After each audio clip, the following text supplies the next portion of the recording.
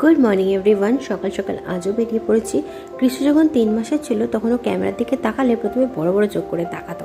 কৃষুর পাপা ওর অন্নপ্রাশনে ওকে কিছু গিফট দেবে, তো সেটাই আজকে কিনতে যাচ্ছি। তো প্রথমে আমাদের গন্তব্য হচ্ছে সেনকো। হাওড়ায় কিন্তু মেট্রো হওয়ার পর থেকে হাওড়ার রূপটাই বদলে গেছে।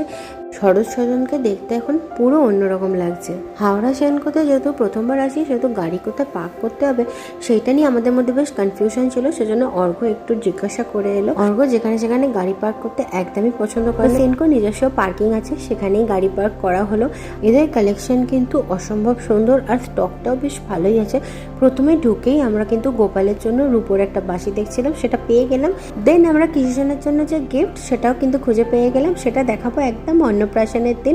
আর বেরোনোর সময় কি জোর বৃষ্টি শুরু হয়ে গিয়েছিল, আর এই হাওড়া ব্রিজের ওপর দিয়ে যাওয়ার সময় এত সুন্দর লাগছিল। অনেকদিন পর এখানে এলাম, আর এই ভিডিওটার নেক্সট পার্টটা আসছে নেক্সট মিনি ব্লগে। টাটা।